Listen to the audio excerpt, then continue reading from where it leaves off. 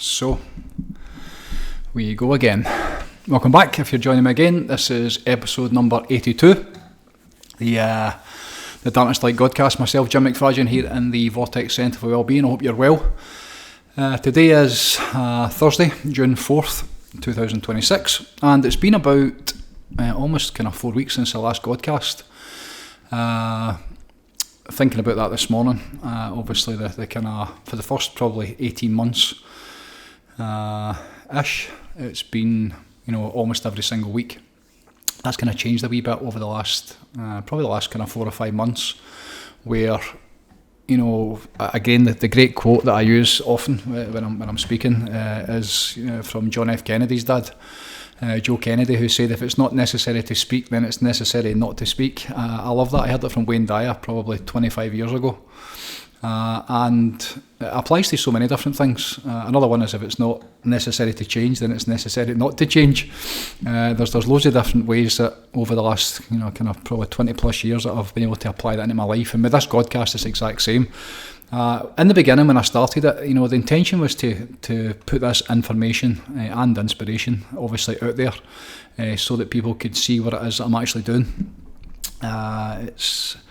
It's never really been about the way of a traditional a podcast, bringing people on and speaking to people and talking about current affairs or talking about whatever it is. I'm not really interested in any of that kind of stuff. There's enough channels. In fact, every other channel that I've ever seen, that's what they do. They're basically talking about what's going on in life and the circus, and especially just now, the amount of kind of people that are just reporting on the circus and on what's wrong with the world and who's to blame and all that kind of stuff. There's enough negativity, there's enough bullshit out there, there's enough stuff that really catches your attention and makes you feel bad. You don't really get much good from it.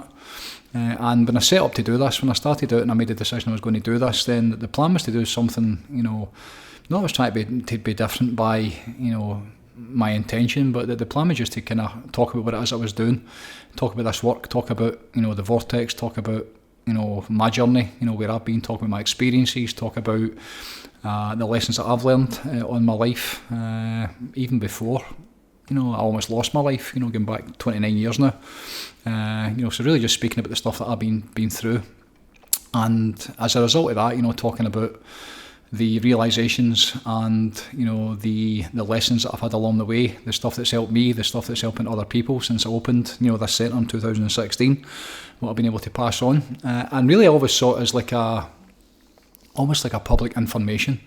This information will be left behind. The plan is to leave it behind, and so that anybody who is called to this type of work, in terms of the intentional life and spiritual practices and meditation and breath work and all the stuff that I teach, then if you're interested and if you're called, then you can go and go back and look through however many videos end up when it's done and dusted, however much I leave behind, then it'll be like a reference point for somebody to go in and hopefully learn from what I've picked up with my journey over the last 29 years. Even over my lifetime, over the last 54 years. And the last month, since I did the last one, it's been a really interesting phase and stage for me. I was over in Croatia for a week's holiday, and then we went to Portugal for a few days to see Michael for his birthday. And then since I came back, it's been really, really interesting, in terms of where I've been, leading into that phase. Obviously, everyone's, you're excited and you're going on holiday and everything's rosy, and then 2 holidays back to back inside a couple of weeks each other was just fantastic. It was absolutely wonderful. And then coming back and you kind of get back into reality, and you start to look at, okay, so where am I? What's next? Which is something I'm doing all the time. I'm always kind of checking in on myself, always checking in, to see how it's going, always checking in, with the work, whether it's the daily work within the programme, whether it's the people that I'm working with, kind of one-on-ones, whether it's a group classes. You're always checking in to see how it's going and whether it's working, first and foremost for me, whether I'm enjoying it, whether I'm happy doing it, whether I'm still getting what I need to get from it. Very important. And in fact, without that, you can't really do it. That's one of the reasons that for the last probably nearly 4 weeks now, there's not been a lot to say, because really just waiting for the next wave to come, next wave of inspiration, the next wave of my intention. Something really catches my kind of my desire to go and then, continue to push this forward. It's very interesting the amount of time I've been doing this now. And I was speaking to this last night on one of the groups within the programme, how you see all these new coaches coming up and coming through in this type of work, not specific to this, but whether they're life coaches or whether they've had some sort of great realisation themselves and they want to then go and help the world or heal the world or whatever they want to do. And it's really, really exciting for the first wee bit. It really is. It's fantastic. And obviously when they start to get some feedback, positive feedback from people that they're helping, and most of the time all people are really doing is sharing the stuff that's helped them. But that first phase, that first honeymoon phase, which is true for everything, I suppose, then it's really, it's dead easy because you're on that first wave. It's all new stuff and you're excited and you're getting all the stuff that you're getting from it, whether it's feeding your ego, whether it is feeding your mission to fulfil your life's potential.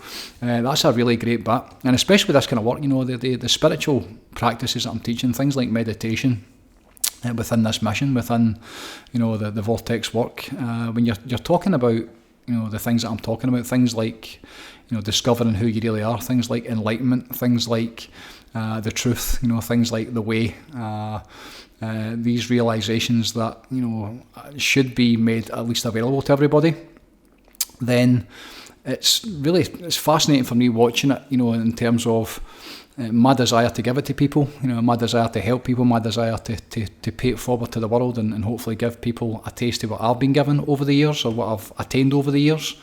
And a lot of the time that doesn't really work out, when you've been doing it for quite a while, as I have. There's all these different waves that you catch. There's a yin and the yang. There's a highs and the lows. There's the ebbs and the flows. There's the stops and the goes, as my wife says. And it's been okay, I suppose, when you're teaching it and you're sharing it wherever you're at, whatever part you are at, whether you're on a new topic and you're on a new subject and you've got some new information or inspiration you're trying to share with people, whether you catch that wave yourself and you're absolutely flying and you're just desperate to share with people, how good it is because of what it's doing for you personally. But also the other side of that, there's a downside of that as well, where you definitely come off it and you definitely struggle. I think that's one of the challenges with this kind of work, is when you sometimes, when you get into the beginning, and I've seen it not every single time, but more often than not, where people come in and they go through an experience, that reconnection process back into themselves, and they leave here with a literal cape on. I've seen many miracles on the very first session, just by teaching somebody to breathe and helping them reconnect and remember how they're meant to feel, and eventually that leads into going back inside and discovering and remembering who you really are. So at that point the whole world changes, and it's when you're not in that place, when you don't really feel it for yourself, then it's very difficult you can't fake it. You've got to be living it authentically, which I do believe is a way that I'm able to produce so much content all the time. Even the posts that I've done, I think there's nearly 6,000 posts now over the last, since 2016, so many posts, probably over a post a day. At one time it was many posts a day. At one point I couldn't keep up with it, simply because I was feeling so good myself, and the work that I was doing was so many realisations, so many understandings, and so many truths were coming through, so much healing was taking place, and obviously the desire is then to pay it forward and give it to other people. But over the last wee bit, that has absolutely been missing. It's been coming back for the holidays and then really starting to sit down and look at myself, and start to think about, right, okay, so where am I and what am I going to do? This mission that I'm on just now, and this one, number 82, is called On a Mission. It's really just a kind of a check in with myself, and it's remembering, what it's all about and what I'm doing and where I'm going, and what the plan is. And what I found over the course of this work is the first 18 years it was all about just getting it for myself, so I was sharing what I was doing with people, the job that I was doing at the time. I'd meet a lot of people during the day and I'd be sharing, the stuff that I was doing to help me with my own mental health. I'd be sharing all sorts of stuff, and it was just a really, a fantastic time of life, probably for about 10 years, where I was meeting people, probably 30 to 100 people every single day because of the job I was in. travelling on about the central belt of Scotland as a surveyor in the building trade, and I was in probably 20-30 houses a day sometimes. You'd be meeting all sorts of people from every walk of life and really just sharing my story, because what would happen is a lot of the times people would open up to you, or even if you just ask somebody how they're doing, then before you know it, they can't wait to give it to you. A lot of times to kind of spew it all over you, it's like they can't believe that somebody's actually asked them how they're getting on. And that's when I learned to become a coach. I was talking to people every single day, just sharing my stuff, sharing the things that I was doing that helped me find my relief. Never really shared my story, to be honest. Wasn't ever like the time or the place. On occasion I probably did, but when I made it public, when I came out onto the kind of, I made it public back in 2016 into 2017, then obviously everything changed. But that time I really got it for myself. By that time I'd experienced, I would call enlightenment. I discovered who I really was. I discovered the truth. I danced and jumped through the veil of this reality after hundreds of thousands of hours of working myself, tens of thousands of hours in meditation. I did the calculation a while, but I can't mind what it was, but it was like probably between 2 and 4 hours every single day from 1997, 1998 up until, this present day. So there's many, many hours, and then there's all the other stuff that goes on behind the scenes, sitting in meditation, so the books and the learning and the courses and the study and the listening to different people. It's been an incredible journey. And when I came back, and you really kind of check in from the holidays, and you're going, right, okay, so what is the plan? Where am I now? And what I realised is that I was at a stage in a place where things have definitely stalled. It's became a wee bit stagnant for myself over the last wee bit. Again, it's been a tough few years. I keep going over it, but it's not been easy. This journey for me and the stuff that I'm dealing with on a personal level, as well as the people that I work with every single day, it's not that easy, to navigate your way through life sometimes. Great when you're flying, great when you're in full alignment, when you're in that flow state and then magic. But for many times, the reality for me, Jim, as a human being, is that it can be difficult. And the spiritual journey is fantastic. That's what it was all about for me for all those first 18 years. And then, once you really, really get it, in terms of you discover the truth and you feel as I did, you feel the reality and you become that reality and you experience the divine. And then when you come back, then life changed in ways that you probably wouldn't expect. And it makes me think often, about what the stuff that I'm trying to sell here. I talk about enlightenment all the time, which is a direct experience of the divinity that's inside you, that's inside every single one of us. That's what I discovered on my, internal journey, back, out of the head, back into the heart, back into my soul. And then after many, many years, and with really the intention and the desire to experience exactly that, I wanted to know who I was. I wanted to know what this life experience is all about, and if you spend enough time looking at certain things, you read enough of these books and you listen to the teachers that I was blessed with, then of course you're going to get there. It just takes a wee bit of time, and I really, really got it. I really did. You've heard me talking about it before on here, and if you haven't, it's on some of the previous videos many times, no doubt, where I got to that place of, transcending the third dimension, transcending myself and everything that I thought Jim to be, and really, becoming a part of, the divine, the field consciousness, in union, in full coherence, in perfect alignment with God, what I would perceive God to be. God, again, is source energy from which we all come, in which we all came, which we all go back to, which we all carry inside of us. I really got that. When I got that experience and I came back, and then the plan was to then take it to the world. Then, you're in a different place, because to get it for yourself is one thing. I didn't really have to think about anybody. It was a very, very selfish time. I was still there for my wife, my wains, and everything that I needed to do. I was still, working every single day, paying the bills, paying the mortgage, putting Waynes to school, all that kind of stuff.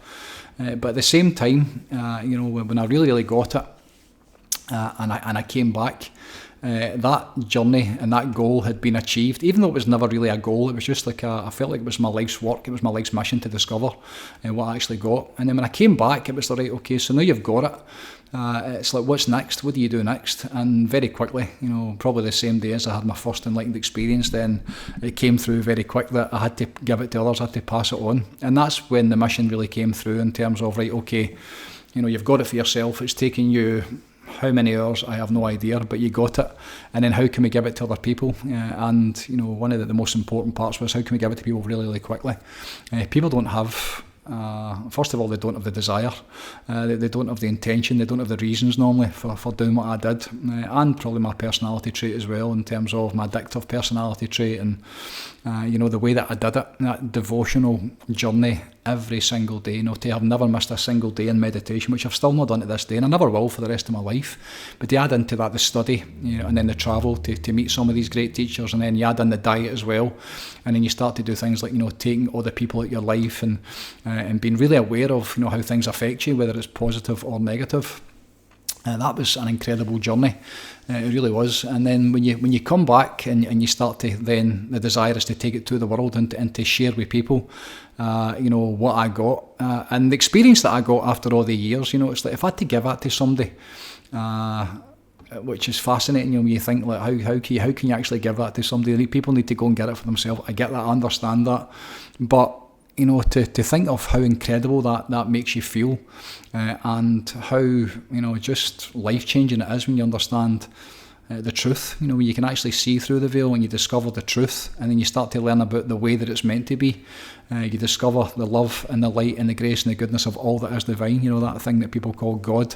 You discover that, and you know that it's inside of you, and the fact that it's inside you, then it must be in everybody else. That was really the big point for me when I realised, like, holy fuck, like I thought, that sounds a bit, holy fuck, that sounds a wee bit contradiction in terms, contradiction in words, but you think, holy fuck, if it's in me, it must be in everybody. So then, how can I then facilitate a way in the beginning to probably give that to people, which I have done many, many times over the years, to try to really get them to the bit that I got, which is, it's insanity when you think where people are and what it actually takes to go on this journey.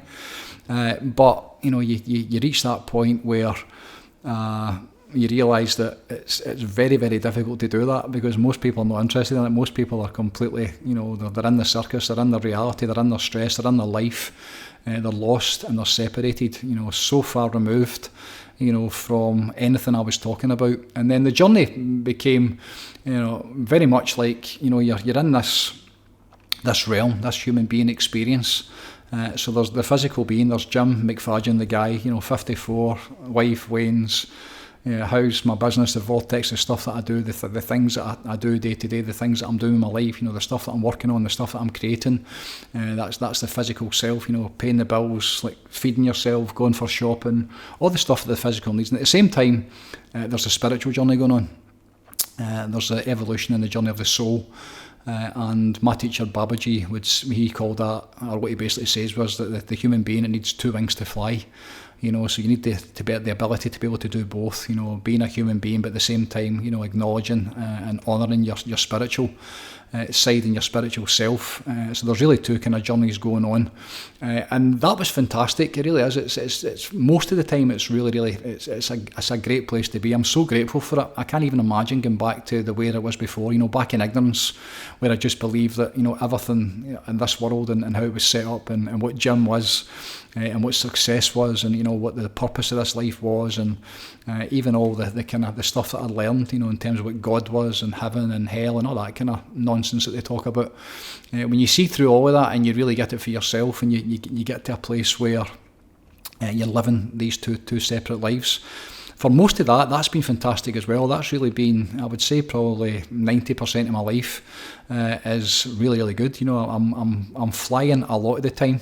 Even when I'm not flying, most people would never ever know, because I basically trained my vibration. I trained my consciousness through that work up to a place where you never ever really, I'm never going to say never, but you get to a point where you don't really slip that often, and when you do, then it becomes a massive challenge. And I think over the last month since I came back, with the contemplation process, and then with being away and being over in Portugal, and spending, one of the reasons I went there was to spend a wee bit of time to see the lie of the land and to look at some different areas. It's no secret that my intention at some point is to, go and do something in another part of the world. Part of this on a mission would be to take it to the world, and try and do it in a different way, keep moving forward and keep pushing it and get it to its full potential. So when I came back and I'm starting to contemplate all the stuff that I would need to do, to get it to that place, and then you look at the reality and coming off the back of the holidays and then feeling a wee bit kind of, back to normal and getting back to the grind, and then one or two things probably happen that kind of knocks your vibe a wee bit and kind of steals your chi a wee bit, and then before you know it, you're so far removed, from where you would like to be, and at the same time, being out of alignment and having to deal with the day-to-day stuff, then that can be very, very challenging. So over the last month, I lost my connection to the way I was living, in terms of being and this is where it's difficult to explain for somebody that's never really lived it, but when you're in this work and you're living on the programme that I've created, which is just all the stuff that we do every single day, and there's so many different bits to this. There's probably 80 or 90 different subjects that I teach in terms of the things that you can do, to make your life better. Everything matters at this stage of the game, of course it does, but when you get to that point of, you're flying and you're in a place where nothing can ever go wrong, you're inspired all the time, you're sleeping great, your meditation's fantastic, you're eating well, you're expanding, you're learning, you've got a keen interest in every single thing that seems to come your way, and the desire to take it to the world and to help people. When I'm in that place and it's flowing through me, then it's sometimes very, very difficult to keep up with it. And many times over the years it's been too much for me to keep up with it. And that was certainly the case probably the first part of this year, in terms of my own spiritual experiences I was getting. It was 24/7 at one point. It becomes too much, it was all day, every day, and then at night time as well.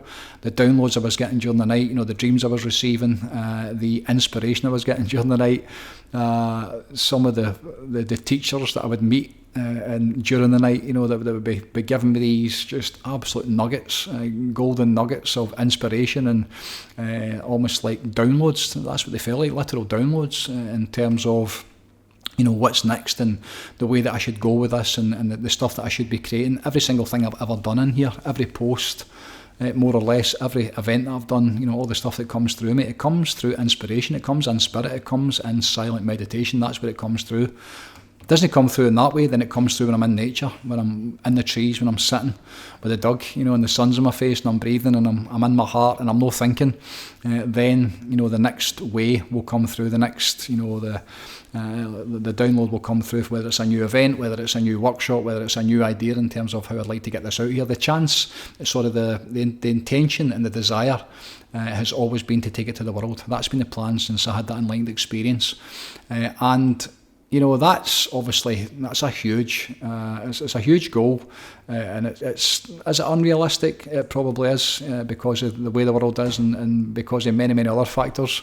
And when I came back and kind of started to get back into reality and realised that I wasn't where I would like to be, then it's very, very easy, to, get caught up in it a wee bit and get a wee bit down with it. And that's certainly been the case for the last month. I lost my passion, absolutely. I lost my desire to do it, but your reasons for doing it sometimes. That's why it's so important, to check in. Irene Murphy just going to jump off the chair, there she goes.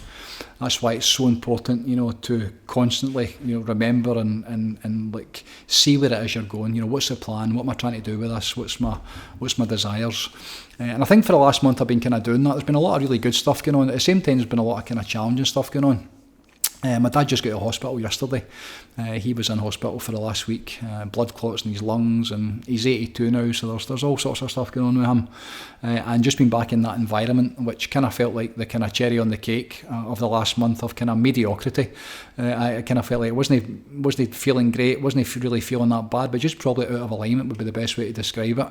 And going through that system over the last week and watching that system, and even speaking to the doctors just before they released him, and watching the whole thing, and he had fantastic care. He really did. He was absolutely, again, blessed in so many different ways that system is there to provide. But also at the same time, when you look at it and you see it and you think, this doesn't work, the whole thing. And even just being back in that environment every single day, which it was for the last week, and watching and remembering. And my mum was in there for the best part of a year at one point, in Wisha General. Wisha General killed my mum. It did. She broke her hip and then she went in, and then the first day she was there, and there was a whole load of different complications leading up to that, but when she broke her hip and went into the hospital, she developed double pneumonia in her lungs and also E. coli, so she had two of these like viral bug infections that made her really ill, so we had a broken hip, and then to the point where we got called in. The first day she was in, she was fine. Went back in the next morning, she's caught these two bugs in the hospital, and then she was moved to ICU because her life was on the line. We went in to see her the next day just to see how she was and when's your hip operation going to be, and then she was unconscious and in ICU for 5 weeks, and then at that point she was never going to walk again. And then, a year and a half, nearly 2 years down the road, after so many different hospitals, so many different wards, so many negative experiences for me watching it, in terms of how this thing was going to get her better, and then eventually she ended up back in Wisha again, and it was right just before COVID broke to the world, and COVID actually killed her, so it's the honest truth is that Wisha General, if she hadn't went into that, then she definitely could still have been here. If she hadn't caught those two bugs, if she hadn't have fallen and broken her hip, if I get that, but at the same time, when you look at the evidence as to what it was that made her sick and then what killed her eventually, then it's that system, it's that whole thing. So to see my dad getting into that, and the stage that he's at, very, very different circumstances, but to watch him, and then even just walking back through the doors again, even the phone call when I got it, my wife to tell me he was getting taken into hospital, I just broke into tears. All this stuff, just all these memories and these emotions, and I suppose the dread, in terms of what I was going to have to do, to even to go and see him every single day, try to get parked at the hospital. It's a very different place than it was 6 years ago with my mum. The place is literally bursting at the seams. There's people parking. I was parking probably half a mile away from the hospital, outside the hospital grounds, every single day just so I can get a parking space. Good luck if you try and get parked in the hospital. My brother, he would take his car in the morning time and then leave it. His business, the family business, is just around the corner, so he would leave his car and get ferried to and from his office, to save trying to get a parking space, because it's nigh on impossible, So there's been big changes, even just something as simple as that. And then when you're in the place, when you see that environment and you watch what it is, and between the quality of food, I don't even know if you can call it food, the quality of the water that they're drinking, how stuffy the wards are, the noise, and he was on a ward with six of them in the ward, so 5 other guys. All of them over, probably 75, 80, all with, different degrees of challenges for their physical health and well-being, and, really, good luck trying to get a sleep in that, good luck trying to find some peace and quiet, good luck. I watched it so many times where there was a guy beside my dad who was in agony. I don't know what was going on with him, but he was in agony, lying in an old man in his probably early 80s, lying in his face on his bed, just in agony and pain, and then trying to get painkillers off the nurses.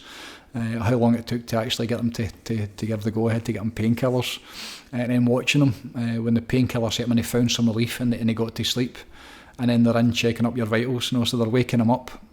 And it's funny watching it. It's not funny, but it's interesting watching them. They think that's funny. I watched it with my mum so many times. I used to take my mum when she was in the hospital. I'd be doing energy work on her. I was taking ice, big buckets of ice in, like big coolers of ice to put her feet in for her pain relief. I would be putting her to sleep, so I'd put like headphones on her, and a lot of times I'd just talk her to sleep. I'd do some relaxation with her and put her to sleep. And the amount of time she'd been up the whole night, and there was nothing left of my mum by the time she went. She was down to skin and bone, God bless her.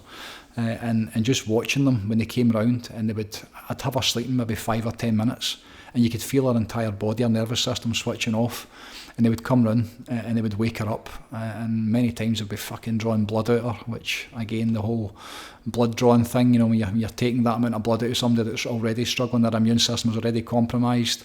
There are so many different ways that system doesn't work.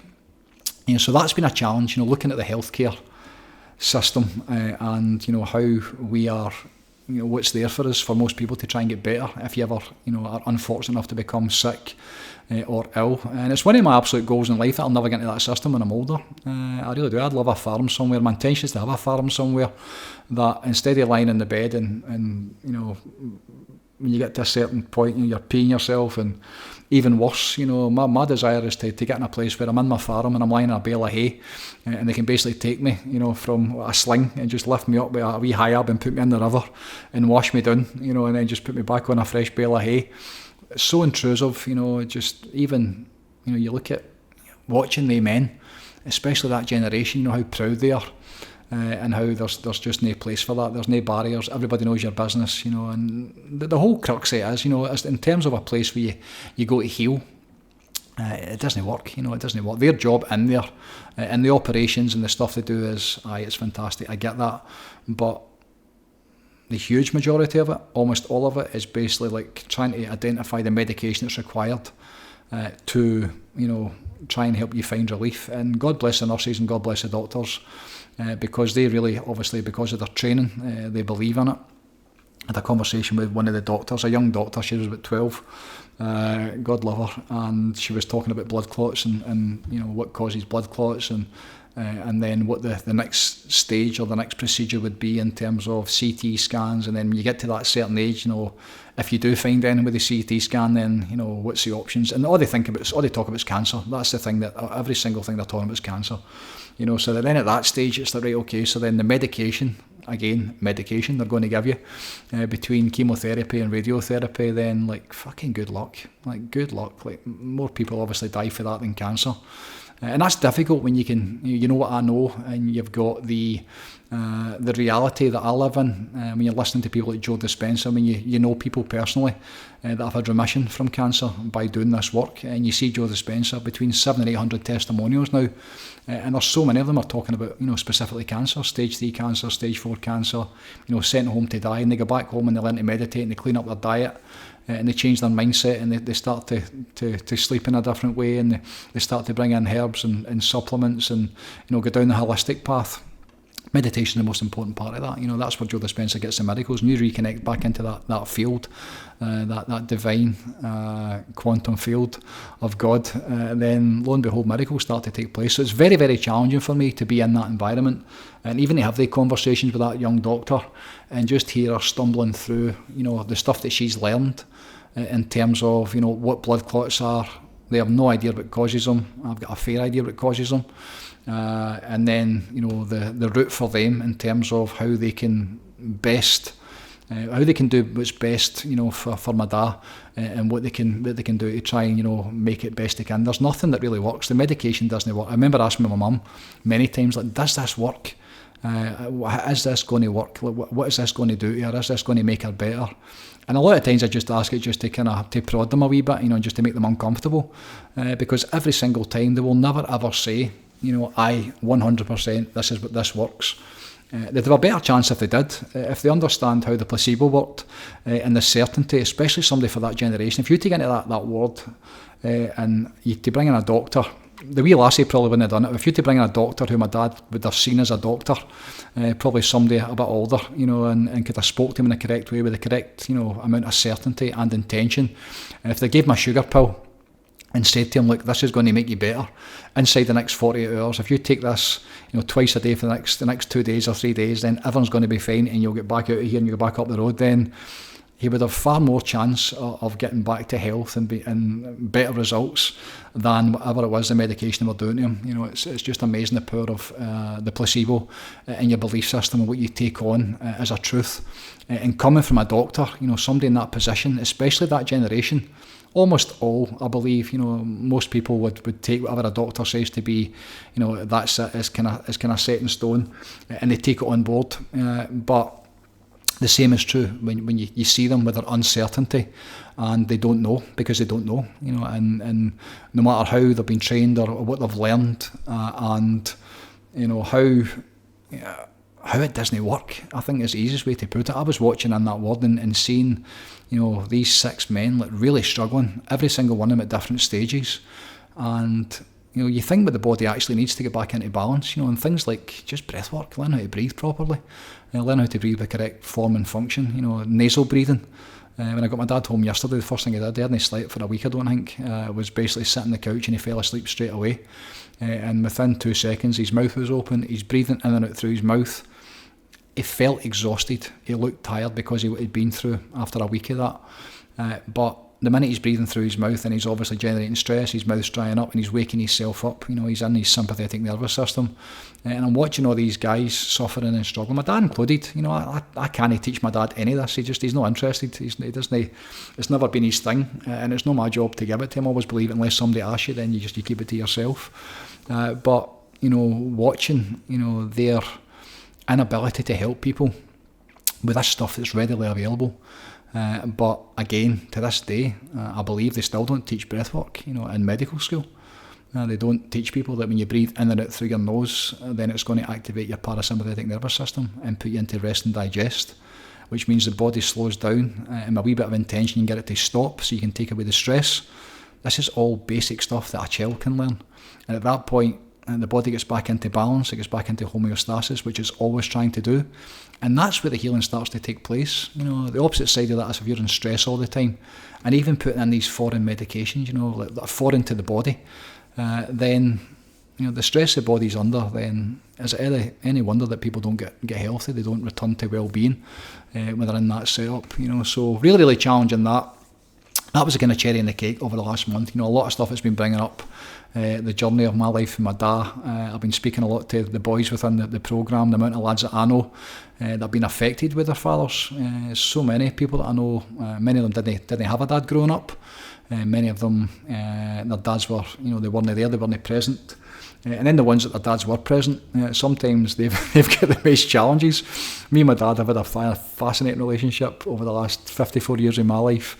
There's no another being in this world that loves me the way my dad loves me. Even when he was in the hospital, it's like he's always trying to give me money, he's always trying to help me, he's always trying to,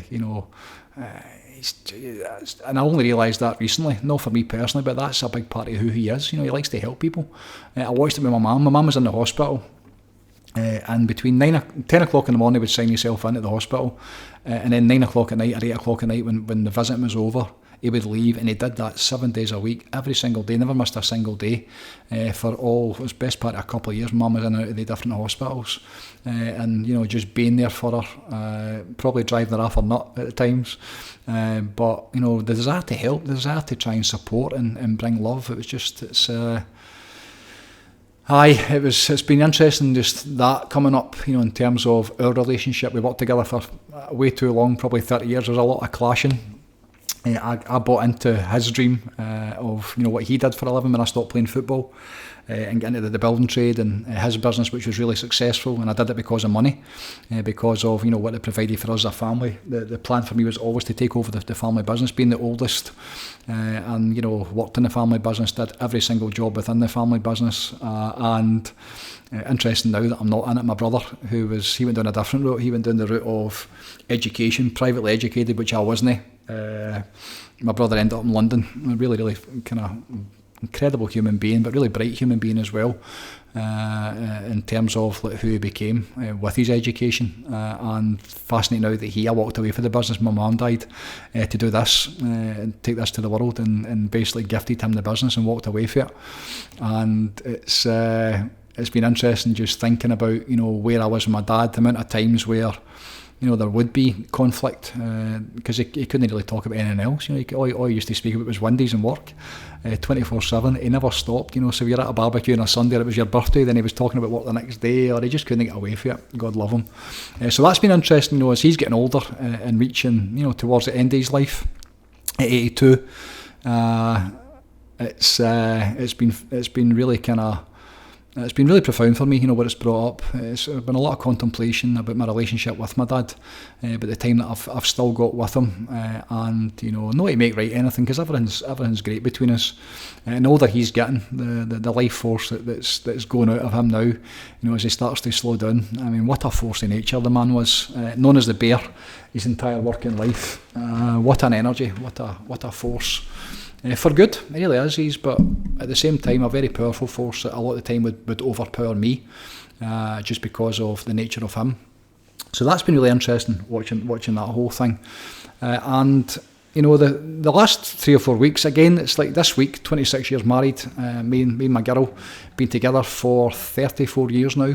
We just celebrated our 26-year wedding anniversary a couple of days ago. So again, contemplating on that, and at 54 now, I'm looking at my dad lying in that bed, and that's me in the blink of an eye, whether it's 20, 30, 40 years, whatever it is, just seeing, what happens when you get older. I watched it with my mum as well, and it's like when you get into your 50s, and things definitely change. There's kind of one eye on that, and one eye on what you're doing with your life, and what you want to leave behind, and how you're going to go out, and how you're going to do it. And I think that's a lot of where, this bit just now that I'm at, of being on a mission, and really kind of saying, right, okay, so what is the plan? What am I going to do with it? So all that being said, at the same time, there's been some really, really good stuff going on. We had a fantastic night last night. That was probably the turning point for me. Was last night. I got a thing on every Wednesday night called The Club, which is for the programme members. It's people that sign up for a weekly class, and the intention with it was become accountable every single week. So people are on the programme. The community's live every single day. There's meditations on. There's a live meditation space that's on 24/7. It never switches off, so you can go in there at any time. From 2:30 this morning, Kieran was in. Well done, brother. Every single day, 2:30 this morning, in the meditation, in the sacred space, I called it. I was in there about probably 4:30, 4:45 this morning. And you go in and you sit and you're in meditation. You're sitting with like-minded souls and people that are on the same page as you. People you've connected with at a heart level and at a soul level. People that you know who they are. They take off the mask when they're in about this work, and you get to know them on a different level than anything you would ever do, in the reality of the circus when you're working with somebody, or you even know them, because of like social settings or your connections through different people. When you get into this work and people start to open up and they take off the mask, and they start to speak their truth, you get to see who they really are. You get to see the challenges that they're facing.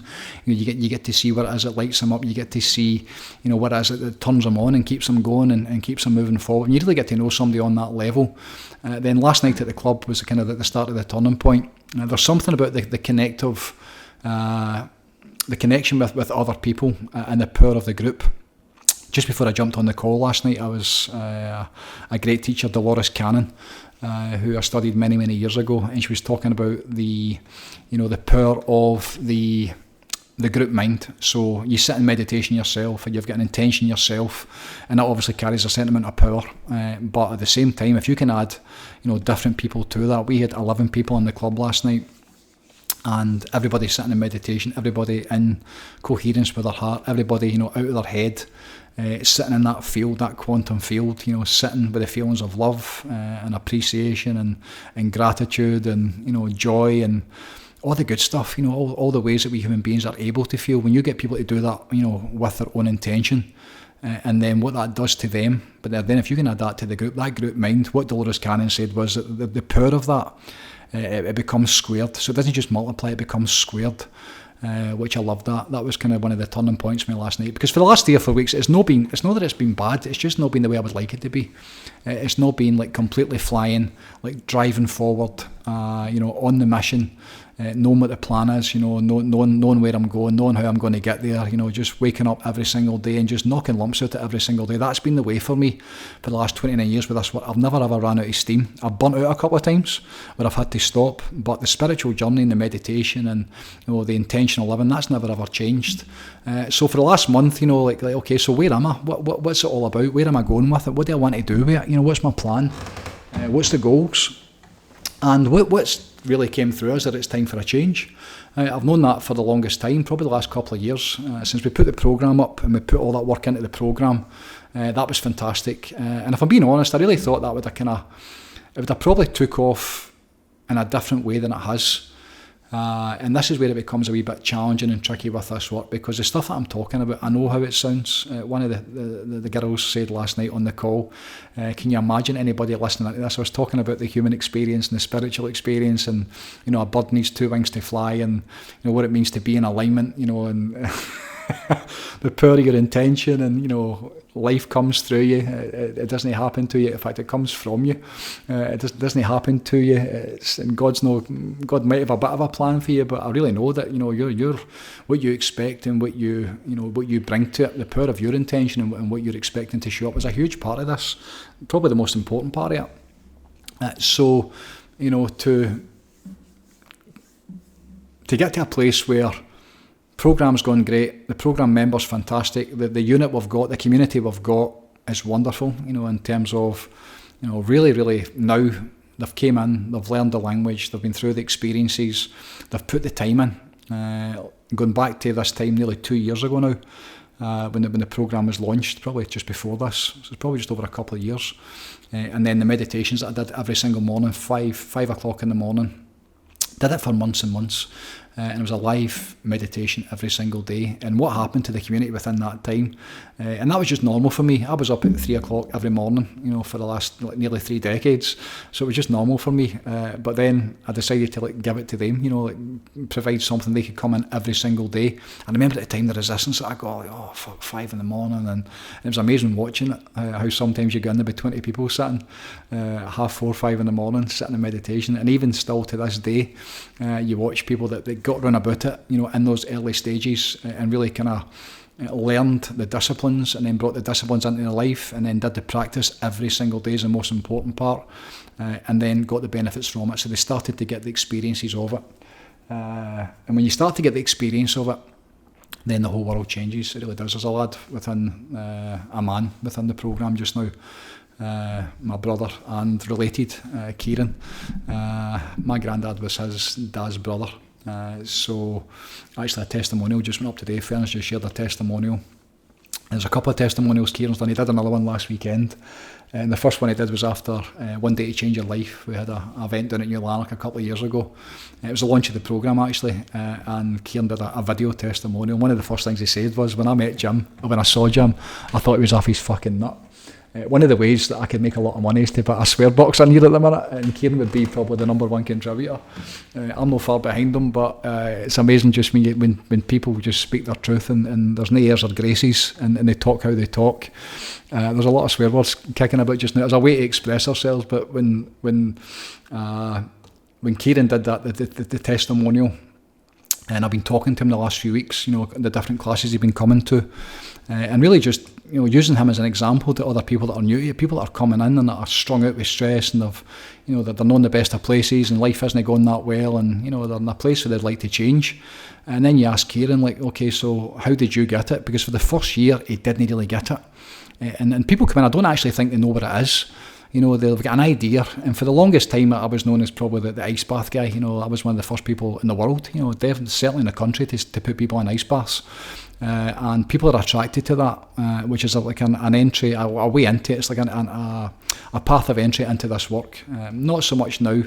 In fact, not at all now, if I'm honest, because I'm now speaking obviously about the spiritual side and obviously the programmes there and, the entire system. It's not just about jumping into the cold. That's a wee time. That's one of the 80 or 90 things that's part of this.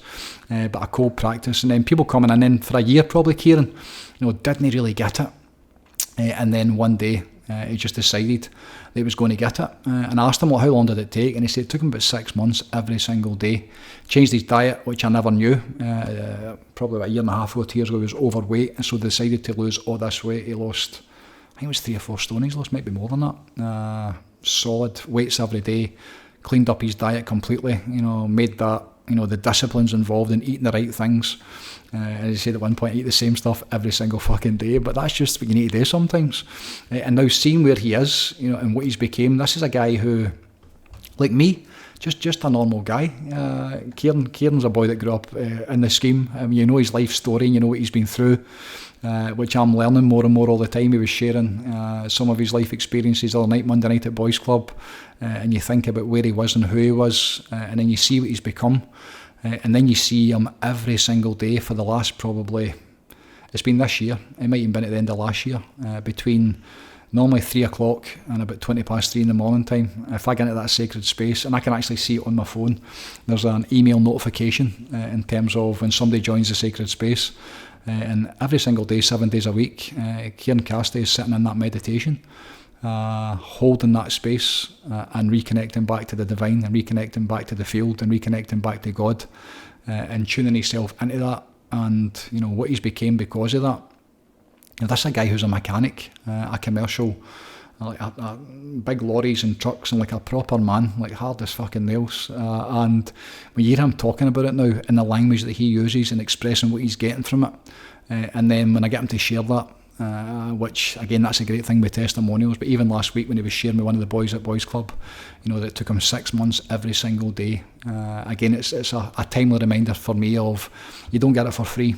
It takes a really big reason to get this, to get the full kind of range and experience of what it is that I'm talking about. And it's wonderful for me to watch when people get it.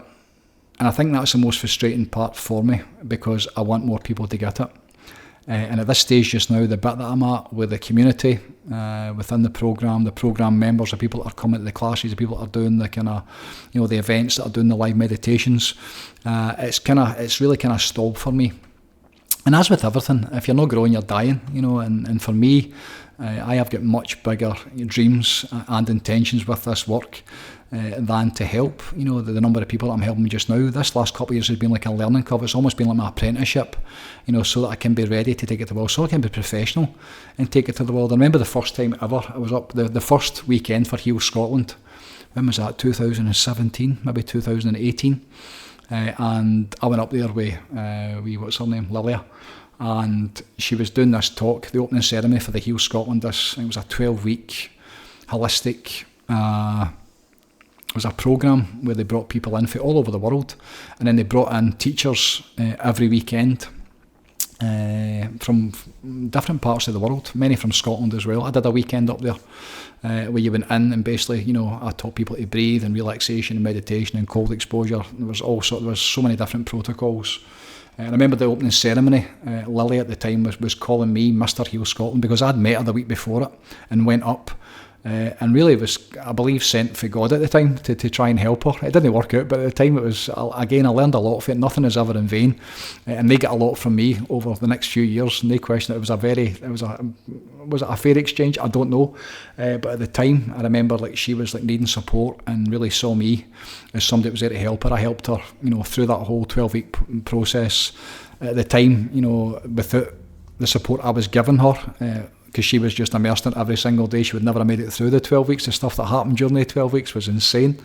You take 12 people that are really not well and take away their food and start doing coffee enemas and fucking, oh my God, she nearly killed them. So I was very much supporting her all the time. She wanted to chuck it. And the kind of, the whole process, the whole thing, and the way that, I was introduced to that, the cold exposure, the breath work. It was big on the back of the Wim Hof method. It was, so I was teaching all of that stuff, and it was really great. It was a fantastic time. It was absolutely wonderful. But at the same time, it's it gets to a point where, that's been done and dusted. It's not about that anymore. It evolves. It's always evolving, and it's always been evolving for me.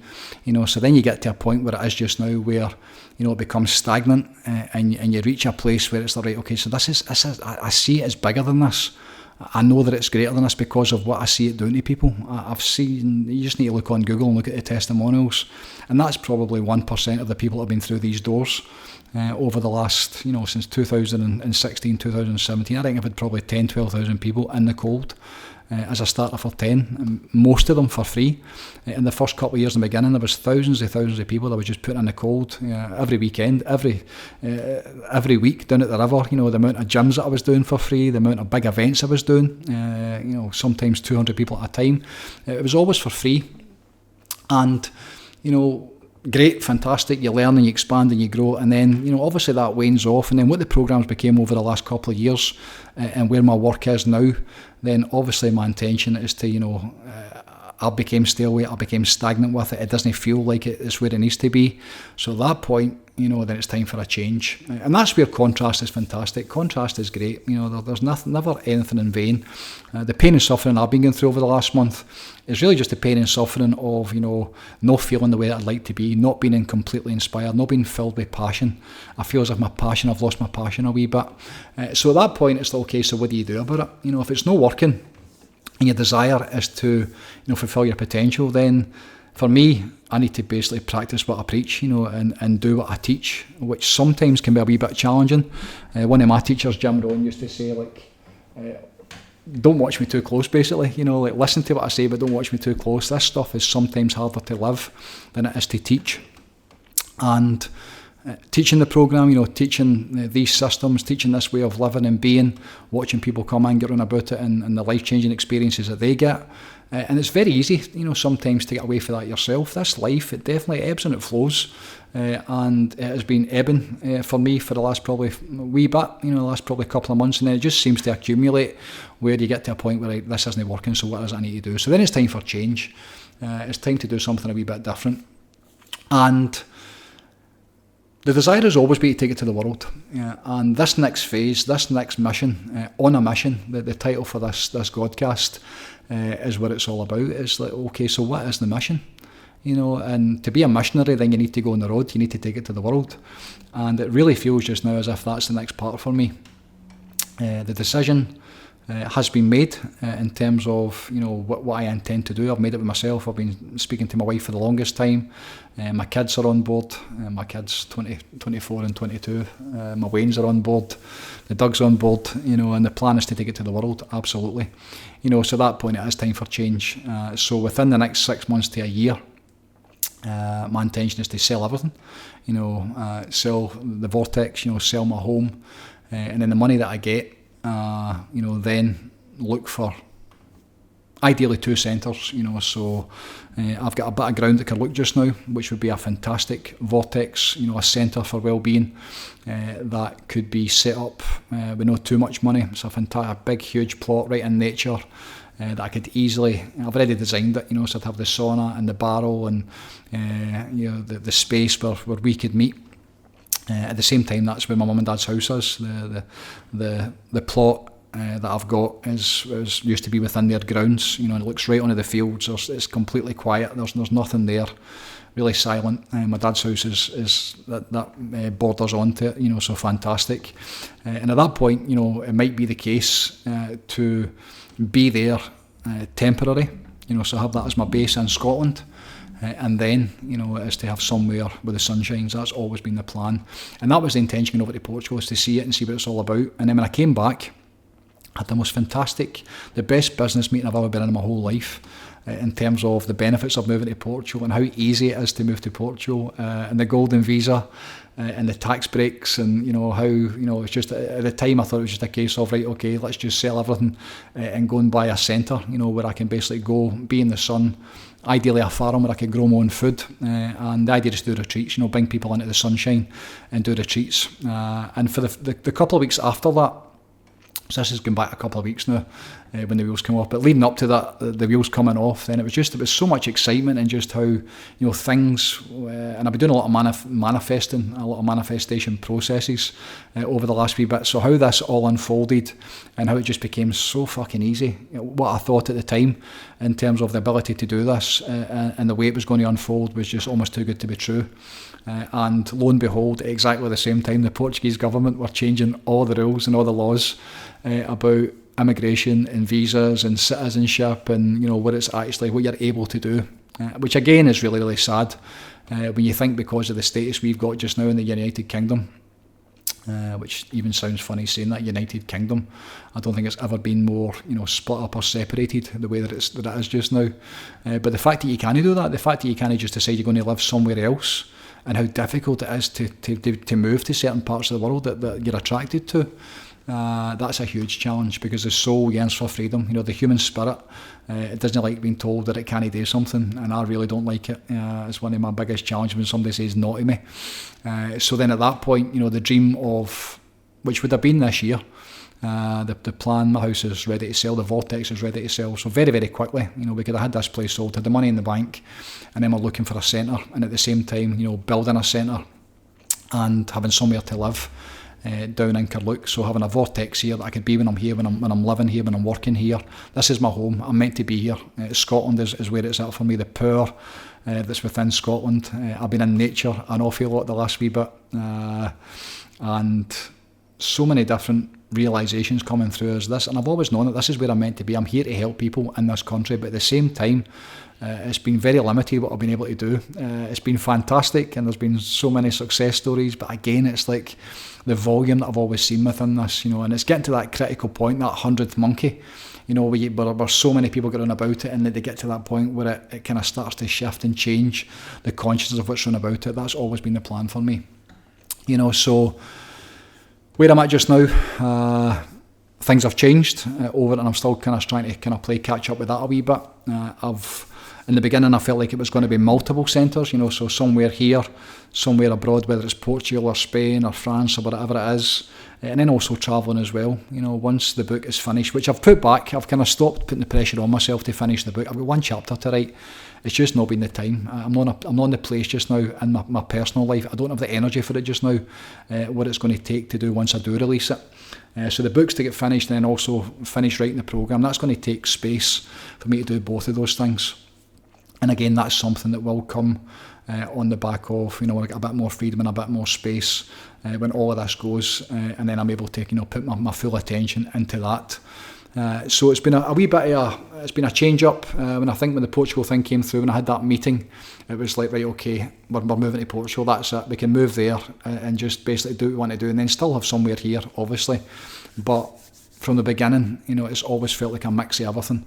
The idea of just being somewhere. I don't want to be in Portugal in the summertime. I don't even want to be there just now. It's too warm. The man that I met over there, a good friend of mine, my brother Ricardo, he'll be coming over here shortly.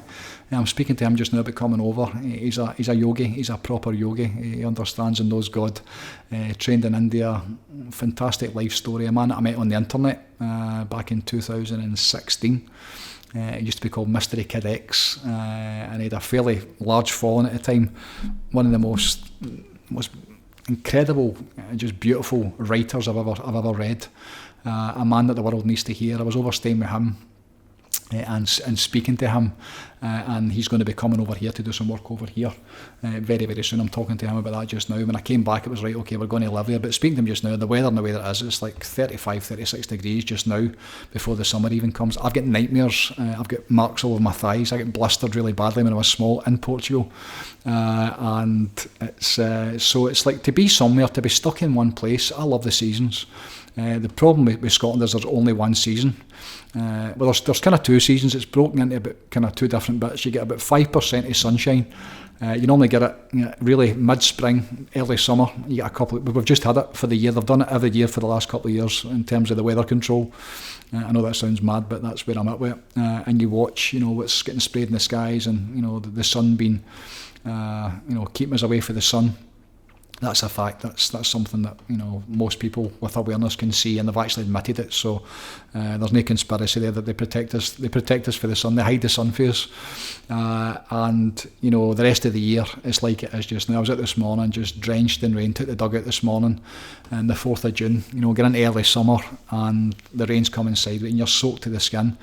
And that's obviously no ideal either on so many different fronts. The body needs the sun. It does. We need the sun. The skin, your eyes, your brain, every single cell in your body responds very, very kindly to sunlight, and all the good stuff we get from that. So then it becomes a bit of a balance. So doing a wee bit of everything, that would be the plan. And that's my intention. My intention is to do that. The intention has never changed. The intention is to take it to the world, to take the mission to the world, to help as many people as I can. And those that are called towards this work. I've got a wee bit of a kind of hunch or a feeling that might be easier in different parts of the world than it is in Scotland. Again, just people are so suppressed and programmed and lost in this country. Not everybody, but a lot of people are. And they're under so much stress, and a lot of people are really sick and in dis-ease in this country. I would say probably in the high 99% of this country, probably the Western world, probably the entire world is trapped in their head with chronic stress and worry and fear and lack and uncertainty. And again, by design. It's been done that way by design. You walk about Scotland and you see what we actually eat and what they drink. You see the pubs and you see how people are living, and it's so far removed from what this way of living and being is. And that's why when people look at me, of course there's judgment, but there's the ignorance in terms of that people don't actually get the experience of it. And that's where I love like somebody like Kieran coming in, who's as fucking hard as nails and had a really like tough, hard upbringing, a boy for the schemes, and there's loads of them.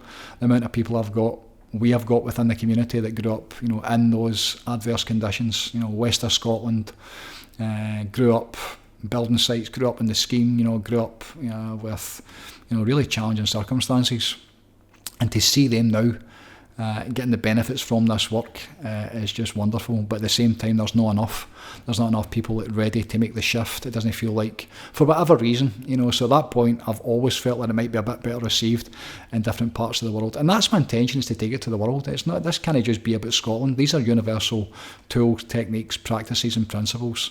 The way, the great way, the eternal way, the Tao, as Lao Tzu would call it, is something that the whole world needs to hear and needs to experience, needs to understand, needs to learn, needs to get it for themselves, needs to know what it is that we're talking about. And there's more than me obviously talking about it worldwide.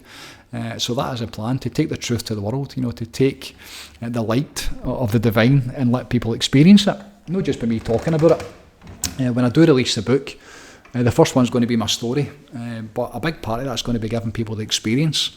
Again, that's why I do believe this work is so important, is because many people are able to get the experience very, very quickly, many times inside the first session.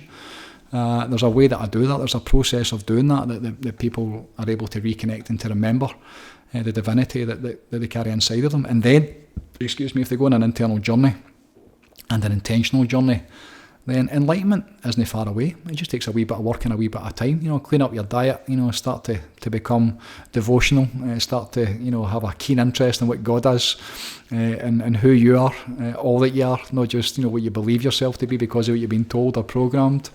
And that's the plan. It's to help those that are seeking. You can't give it to anybody. You can't shove it down anybody's throat. You can't sit down and I'm going to give you this. You can give them the experience of relaxation and meditation, but it's a timing thing for everything, isn't it? So that is the plan, is to help those that are seeking, take it to the world, explain the way, what the way actually is, the way that it's meant to be. And I think it's important just now, this is a time for authenticity. It really is. The whole thing, I caught a couple of things this morning on YouTube, and just watching where people's attention is, the circus, the whole thing is just a complete distraction, whether it's the world, whether it's America, whether it's Trump, whether it's the fucking UFC, whether it's Conor McGregor, whether it's drink, drugs and rock and roll, whether it's the drama, whether it's the noise, whether it's the frustration, the anger, the resentment, the bitterness. It's all drama, it's all the circus, and unfortunately, just because of ignorance, the amount of people that I would class as clowns that are trapped within the circus. I mean, I say clown's a really derogatory word, isn't it? But it links into the circus for me. A clown for me is somebody who's just in ignorance, they don't know, they're lost, and it's not their fault. They've come into this world as divine beings, and nobody's ever taught them that, nobody's ever showed them that, nobody's ever given them that experience or taught them, what that even means. So we go through our whole life, almost all of us, in ignorance. They don't know, and if you don't know, you don't know, so there's nothing you can really do about it. But my intention is to change that and take it to as many people as I can. And that's my job, that's my responsibility. I do feel, I say often to my students that once you get this, then it's your responsibility to help other people. You need to take this to the world. This can't just be for you. It's fascinating watching all the different people at different stages of their journey. My wife Jill was saying that this morning. Some people are so deep into it, really the same place as I'm with it, asking the really big questions, asking the really profound questions. And then other people are just trying to maintain their balance and maintain their cheese so they can go to work and put a smile on their face, and that's all good. There's many different stages and levels to it, which doesn't just come for this lifetime. I do believe it comes from that journey of the soul and how many lifetimes, to get to this point. So everybody's at a different stage. And for me to do that, to do my job fully, again, that's the pain and suffering that I've been receiving. It's not what I'd like it to be. I'm unfulfilled with it, even though the thousands and thousands of people that I've helped, and the people that have benefited off the back of that. I always remember knowing at the time when somebody would leave here either on a Friday night or the big events we used to do, the big free events at Loch Lomond, 200 people there, people leaving in bliss, tears, many of them leaving enlightened, they've experienced the divinity within them on that first session, and then they take it back to their home, and obviously that impacts your partner and your Waynes and your Doug and your workplace, so there's so many people that have benefited from it, but for me, it's not enough, so for me to fulfil my potential, for me to do my best, my very, very best, so when I stand before God and she asks me, like, how did it go? How did you do? I just want to say I did my best, and the last 2 years have been great.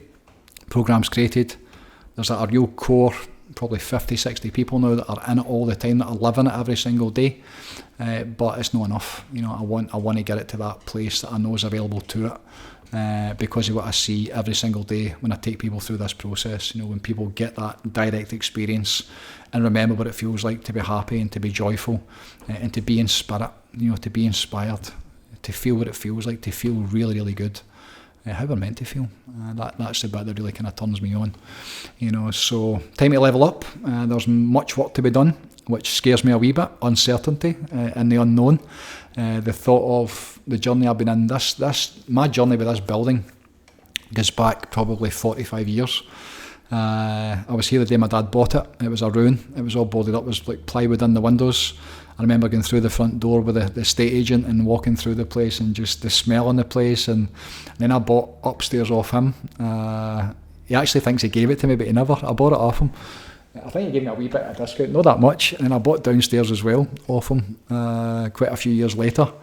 And then even just the journey of that, building a big house in the garden, which was the original Vortex, or certainly my Vortex before it became public to the world. My daughter was born upstairs. This used to be a private maternity nursing home, so there's a lot of probably really, really good energy in it. There's also conflicting energy in it as well, I do believe, in terms of the stuff that's obviously went on in here in the past. Back in the day, as a private maternity, there's obviously been lives lost in here. There's been children that didn't make it. There's been probably mummies, God bless their soul, that they didn't make it in childbirth back then. So there's a lot of, in fact, Ricky was saying that when he stayed here the last time. He never told me, but he said to me the last time we were out there, and he was like, I need to tell you something about the Vortex. He says, I was in that room downstairs in the Vortex. He sleeps in here when he comes. And he says the energy and the entities and the spirits in that building, which is something I don't really entertain. It's never been my thing. I work for God. I stand in the light. I am the light. The light comes through me, and my intention is to be in that and nothing else. I don't believe in the boogeymen, even the devil and all that kind of stuff. That's not for me. I don't even, it's none of my attention. But some people do. Some people like to go down that road, and he was saying there's a lot of he was trying to be nice to me, but he was saying there's a lot of good stuff and maybe not so good on that, so there's been so many different bits to it. Our wedding night when we came back, we got a taxi from the Carlton Bridge Hotel just down the road. The two of us absolutely burst, exhausted, the lead up to the wedding, and the best day of our lives. Just Jill danced for about 26 hours that day, and then coming in here, we left the wedding, nobody really knew, we just jumped in a taxi, and we came up the road, and there was a great picture we got with Jill sitting at one of the radiators, which might actually be down here now since we upgraded the heating system upstairs, and she's sitting, there's like washing behind her, she's sitting in her wedding dress, and there's like washing, probably socks and my knickers on the radiator drying, and she's just sitting, just really content and on her wedding day, so there's so many different life experiences, there's so many different memories. My entire life as an adult has been in this building, and all of the different incarnations. There have been 3 sets of windies in this building, which is a lot of windies. There's probably 40 or 50 windies between upstairs and downstairs, and then obviously the Vortex, over the last 10 years, what's became of this amount of miracles that have taken place, the amount of realisations, the amount of penny drop moments, the amount of healing that's taken place for so many people, countless amount of people have had healing in this building, myself included. So to think that at some point between the next 6 months and a year that will be no longer, and it's time to move on and take the mission to the world, to become a missionary, that's something that as a human, one of my wings, the human being experience, is really fucking sad, and I'm really not looking forward to it, and it does kind of stop me in many ways, I think, because I know what's going to be involved in it, and at the same time, the other wing, the spiritual wing, the missionary wing, the one that works for God, the one that has a desire to take this to the world, then at that point I need to do it. I don't really have a choice. because I know what I need to do. It's been given to me on so many different instances, and I know it's required, and this is the next step for me, is to go and take it to the world. And I suppose now, how do I do that? So, and this is where it's the programme. It's back on the programme for me. It's really started probably 3 days ago. Started in Monday night after Boys Club, where I was feeling anxious, I was tired, I was frustrated. Obviously other stuff's going on with my dad and everything else. I wasn't in the best of places. No feeling bad, just no feeling great. You felt great and you've been in full alignment the way that I have in my life, then nothing else will ever do. Abraham Hicks, one of my great teachers, used to say that Abraham still says, I would imagine, I haven't listened to Esther for years, but they would say like alignment first. Get into alignment first. That's always been, the way that I've done it. First thing in the morning time, a meditation, I sit in silence, I reconnect with God, I get into the field, that divine mind, the divine matrix, and I take on the power of it, I get into spirit, and then my day begins. And for the last month that hasn't really been the case, if I'm honest. I was getting great experiences in the group meditations, but again, there's a time to be on it and a time to be off. There's a time to not be in that place. There's a time to be a human being, and to work things out in your mind, and I've been doing a lot of that. So when you're in your head and you're not in your heart, you can't be in the two at the same time. They're different spaces and places. They're a different language, and I've been very much in the head. A lot of it was really good, a lot of excitement, a lot of like dreaming about, it's finally coming together, I'm finally going to get to that place, and then everything that comes with that can actually run away with you a wee bit, and I definitely lost my spiritual connection, no question. In terms of my personal connection to the divine and my personal meditations every single day, that hasn't been the way for the last probably 3 or 4 weeks. So, Monday night I'd had enough.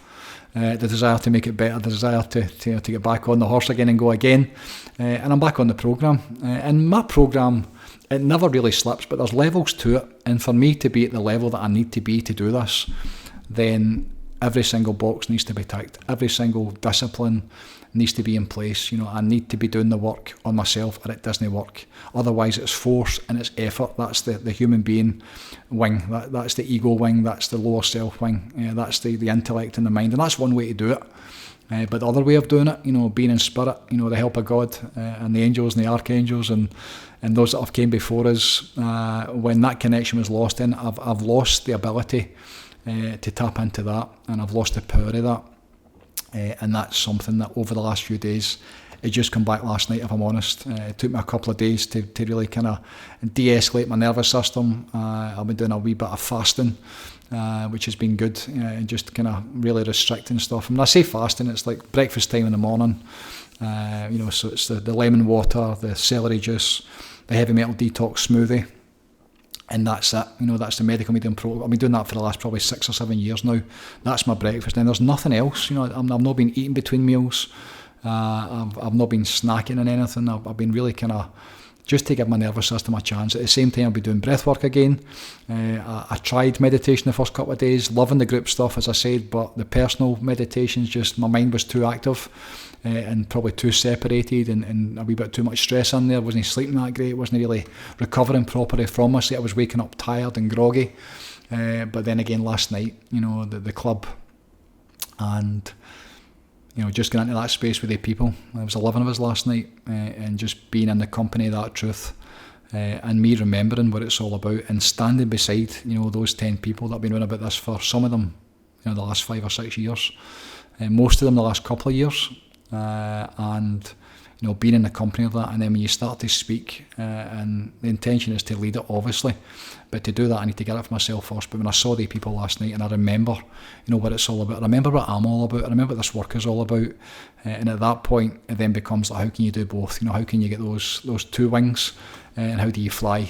Taking care of Jim, the human being, all of my needs on that level, but the most important part is the spiritual side of that, and that, as of last night and then again this morning, my meditation, the reconnection's back. I found my passion again, I found my purpose again. I now have something to speak about again, which is really, really good. I'm feeling good. I'm in that place of well-being, and it all comes off the back of me, having enough pain, enough suffering, enough frustration, enough, there was some tears coming up again last week for the first time in a long time. And I don't want to be there. I've cried enough over the years. I don't want to be there anymore. So then at that point, only me can do something about that, and that's called the choice. Within the programme, I call that the choice, the ability. Once you know how it goes together, once you know that only you can do something about it, nobody can do it for you, then at that point, the choice is, are you going to do it, aye or no? And the answer doesn't fit in the box. I say that to my students all the time. It's like, are you doing the work? And the story doesn't matter. It's like yes or fucking no. So are you up every morning and doing what's required to get into alignment? That's the only thing that matters. That's the only question that needs answered. And if the answer is no to that, then when are you going to do it? And these are the questions I'm asking myself. And it's difficult when you're teaching it and you're leading it. And even I'm doing the group classes or I'm presenting, nobody would really ever know. Nobody's really interested how you're doing. They want the information, they want the experience for themselves. But it's so much easier and it's so much better when I'm absolutely flying myself. So as always, teaching selfishness, which is what I do, tending to the self, getting it for me first and foremost, and then, paying it forward, being in alignment, and then paying it forward, getting into that flow state, and then, rather than the other way I've been doing it, which is like working out for the head, like muscling it, like working it out manually and thinking about it, and which is it's a vital part of it as well. We've been given this blessing of this mind, these brilliant minds that are designed and there to help us create. They're designed to think, they're designed to go and find out ways of doing things. So it's both parts of it, but the challenge is when it gets so far out of balance or so far out of whack as it has for me over the last wee bit, that you lose the connection, back into the heart and back into the soul and back into the self. And the only way to do that is through meditation. And when that goes for me, even though I was still doing it, but I wasn't getting it, when I lose that connection, then nothing works, So just now, it's all about the reconnection. And it came back last night, and it was very much in evidence this morning. I had a good couple of hours this morning, meditation, in the sacred space, in the community, the programme members, interesting, the people I was sitting beside this morning in silence, just, again, brilliant timing. The ones that show up when you need them sometimes, when you're in that place and you can feel the importance of this mission, the importance of this, what they were doing. Many, many times I've said on here before, there's more than me that's doing this now. The Vortex community is it's not a force to be reckoned with, it's a power to be reckoned with. There's so much power within it, and the goodness that's coming through, the work that I hear these people doing in terms of how they're living their life and how they're conducting themselves and their desire to take it to the world. And over the last couple of years, probably I've known that it's not just for me, but the last year in particular, then all of that's coming through as well. There's so many people just now that are getting to the same place, they're frustrated. They don't want to be here in this world, living the way they are in terms of their environment, or their job that they're doing, or their personal circumstances. They want to make it better. And then the question becomes, okay, so what do I need to do to make it better? So that's exciting, because I need people to be running about this with me. I can't do it on my own. I'm leading it. I'm the captain of the team. It came through me. I'm the custodian of it. I say that all the time. But it's going to take more than me to get it to the world, and the people are here. There's so much goodness within this community. And more people are showing up. It's interesting when somebody like Kieran does a testimonial, when somebody's at their work, as many of, especially the boys I hear about, the boys on the building site, and they see it every single day, somebody that's where they were 2, 3, 4, 5 years ago, somebody that's trapped in addiction, somebody that's lost, and many times like really down or to the point of suicide or suicidal. When they can recognise it in other people, and then they'll just basically reach out a hand and ask somebody how they're doing, and many times they get the opportunity to then help them by telling where they were and then what they've done and then where they're at, which is the most important point. I get that all the time. There's 1 and 2 in particular. It's almost like they're going about with sandwich boards on for the Vortex and trying to help people. They've got it for themselves in such a way, and they had so much pain and fucking suffering in previous times in their life that they feel that good now they want to give it to other people. And that's the dream, that's the plan for me, is to get to a place where you're feeling so good that you need to pass it on, that you want to pass it on, that you're able to help people. And the only way you can do that is if you're absolutely flying, and that takes a wee bit of time. So that's my plan just now, getting back to flying, getting back to alignment, the reconnection, tending to myself, looking after myself, really getting it for myself.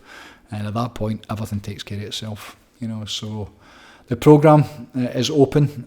It's by invitation or by request. So anybody that would like to join the programme, you can send me a message and we'll see what it's all about, see where you're at, see how I can help you, see how the community can help you. There's so much good stuff going on within the community just now.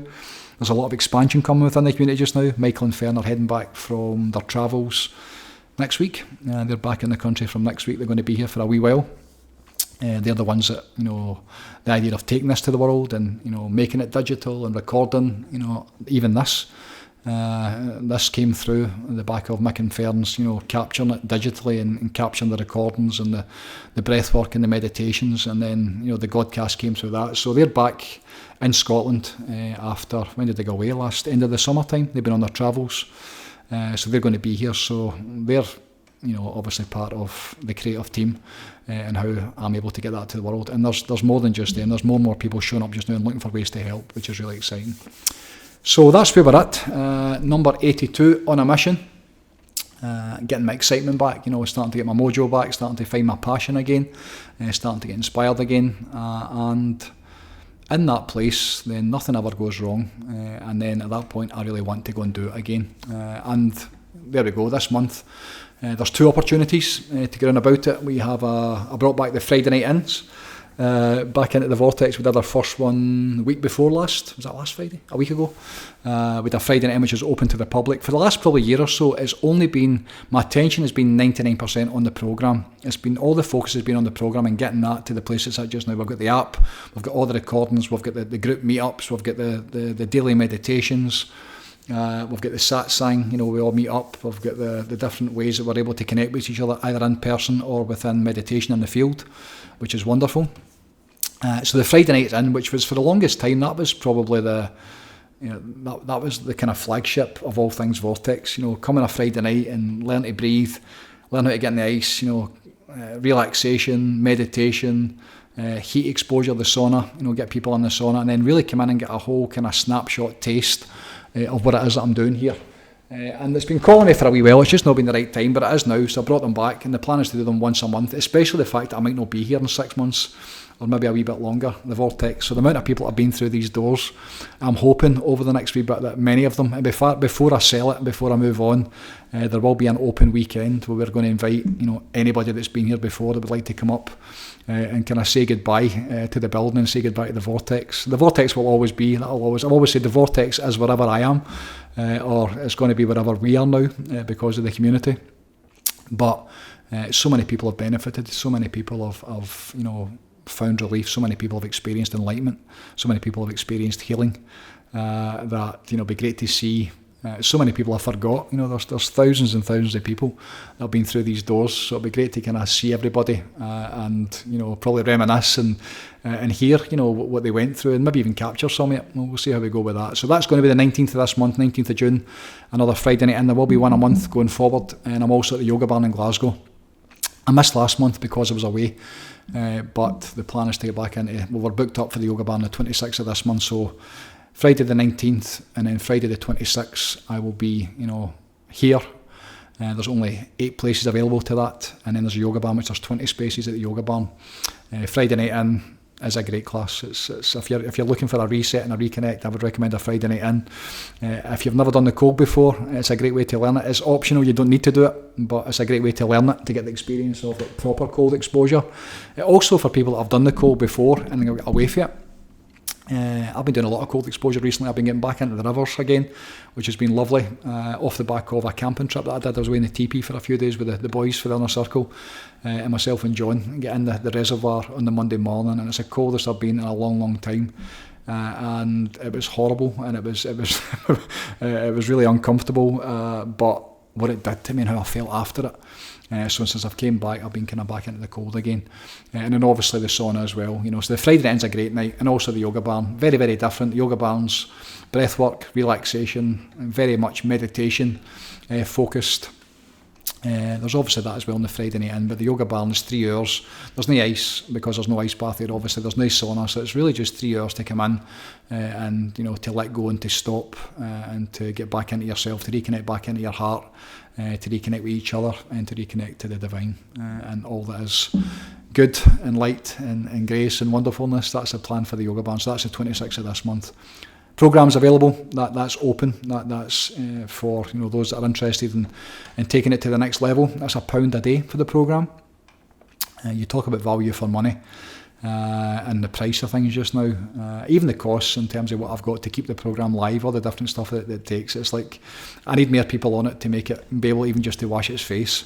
But it's never been about the numbers, it's never been about the money, it's all about trying to help people and get this to the world, you know, and the programme is something that I protect it with my life. I do, in terms of who gets into it. There's no drama, there's no noise, it's all just people, you know, like making their way through this life, you know, like living with intention, doing their best, showing up best they can every single day.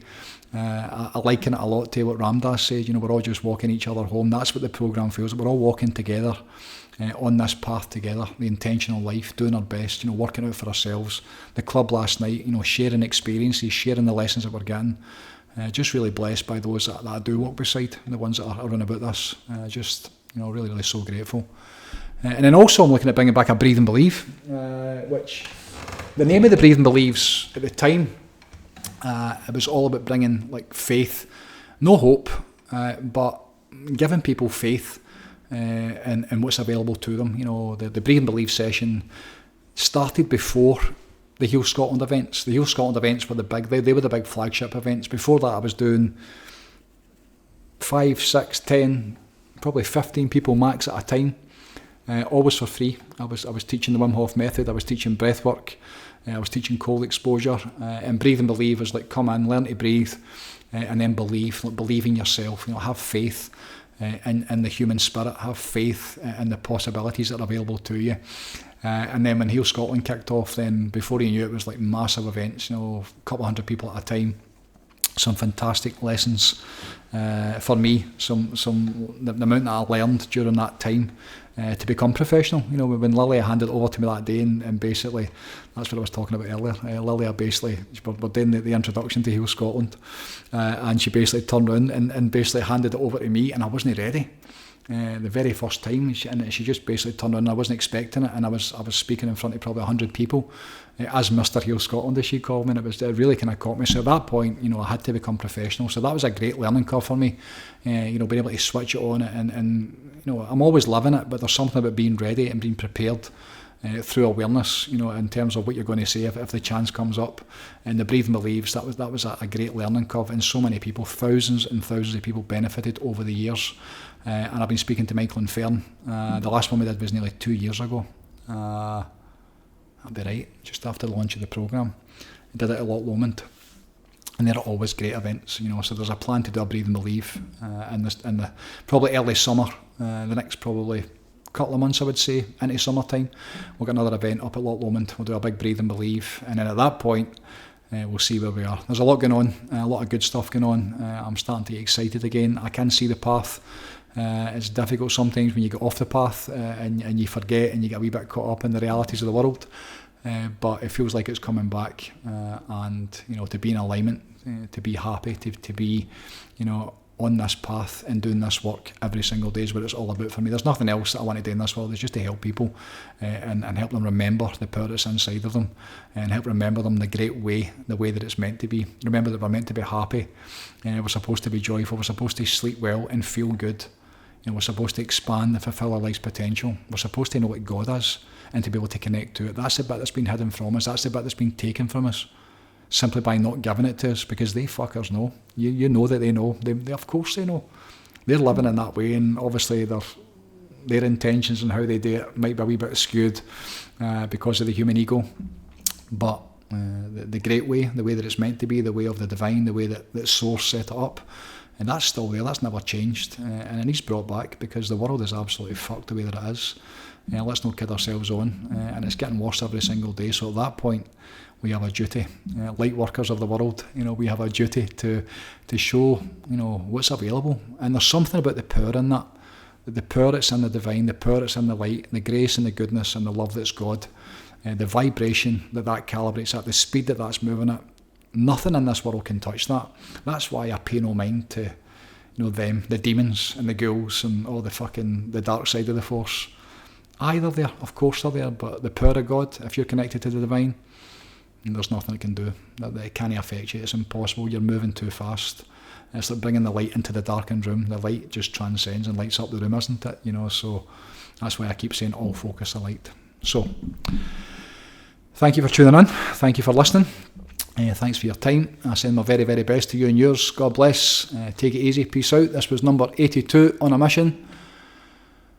Have a fantastic day wherever you are. God bless, and bye for now.